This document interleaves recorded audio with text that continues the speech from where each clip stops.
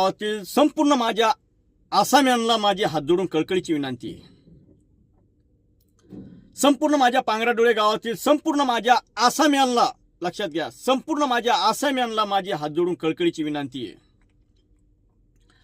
काही लोक तुमची फसवणूक करण्यासाठी बाहेर निघलेले, या लोकांपासून तुम्ही सावधगिरी बाळगा, माझी हात जोडून कळकळीची विनंती आहे।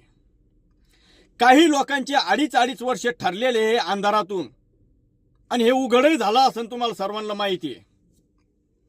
पण आता काही लोकांवरती नाराज असल्यामुळं मग काही लोक पाठीमाग थोडे सरकले म्हणजे सरकले नाहीत, त्यांना फक्त पाठीमाग थोडं सरकवलं का, की त्यांच्यावरती काही लोक आपल्या गावातले नाराज आहेत म्हणून काही लोकांनी काय केलं, त्यांना फक्त थोडं सांगितलं, तुम्ही आता सध्या आमच्या संग फिरू नका, आमच्या सोबत येऊ नका। पण आपलं जे अडीच वर्षासाठी जे ठरलेलं आहे अंधारातून, ते त्यांचं फायनलच आहे। लक्षात घ्या, ते त्यांचं अडीच वर्षासाठी जे ठरलेलं आहे ते फायनलच आहे।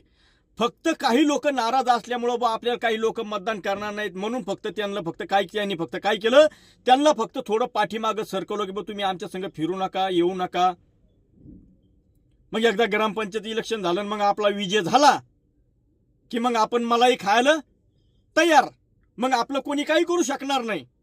फक्त निवडणूक होस्तोवर फक्त तुम्ही आमच्या संग फिरू नका, बैठकीला येऊ नका, आपलं जे अडीच वर्षाचं जे ठरलेलं आहे ते फायनलच आहे।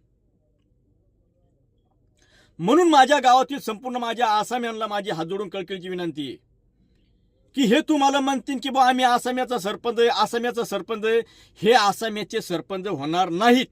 लक्षात घ्या, आसाम्याचा मी आहे ना, आसाम्याचा ओरिजिनल गजानन जायब आहे। येणाऱ्या काळामध्ये मी काही झालं तरी ग्रामपंचायतला उभा राहणारच आहे। आणि पांगराडोळे गावामध्ये आता दुसरा कोणी आसाम्याचा सरपंच ओरिजिनल कोणी सरपंच उभा राहणार आहे का? नाही। हे तुमचा विश्वासघात करण्यासाठी बाहेर निघलेले आहेत। हे तुम्हाला सांगतील आम्ही आसाम्यासाठी झटणार आहे, आम्ही आसाम्याचा सरपंच आहे, आम्ही आसाम्यासाठी काहीतरी करून दाखवणार आहे। हे नाही, ही चुकीची माहिती तुमच्यापर्यंत पसरवतात। माझी तुम्हाला हात जोडून कळकळीची, माझ्या गावातील संपूर्ण आसाम्यांना माझी हात जोडून कळकळीची विनंती आहे की हे तुम्हाला चुकीची माहिती पसरवून राहिलेत।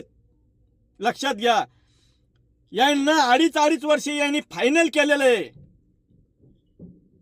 फक्त हे काय करून राहिले माहिती आहे का, आपल्याला कोणी निवडून देणार नाही म्हणून नवीन चेहरा पुढे आणायचा, त्याच्या खांद्यावर बंदूक ठेवायची, पाठीमागून गोळ्या मारायच्या, आणि एकदा निवडून आलं की मलाई खायला तयार, गोरगरीब मायबाप जनतेच्या भावनाशी खेळायला तयार।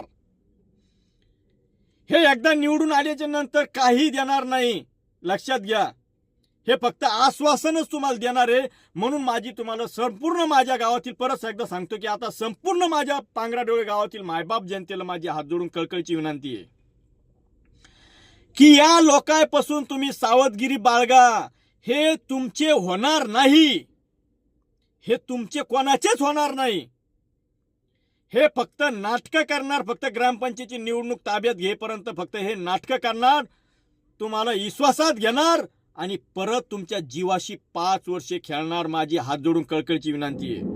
म्हणून तुम्हाला मी सर्वांना हात जोडून कळकळीची विनंती आहे की फक्त येणारी ग्रामपंचायत जपा, यांच्यावर भरोसा ठेवू नका, यांच्यावर अजिबात भरोसा ठेवू नका। माझी तुम्हाला हात जोडून कळकळीची विनंती आहे, फक्त एक वेळेस फक्त या गजानन जायबाला फक्त साथ द्या।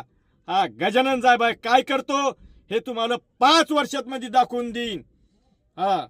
माझी तुम्हाला परत हात जोडून कळकळीची विनंती आहे, संपूर्ण माझ्या पांगराडोळे गावातील संपूर्ण माझ्या आसाम्यांना माझी हात जोडून कळकळीची विनंती आहे, संपूर्ण माझ्या पांगराडोळे गावातील मायबाप जनतेला माझी हात जोडून कळकळीची विनंती आहे की फक्त येणारी ग्रामपंचायत जपा आणि यांच्या शब्दाला गुंतू नका आणि यांना बळी पडू नका। आणि यांना जर तुम्ही बळी पडले तर परत तुमचा विश्वासघातच होईल। लक्षात राहू द्या, माझी हात जोडून कळकळीची विनंती आहे। एवढंच बोलतो। जय हिंद, जय महाराष्ट्र।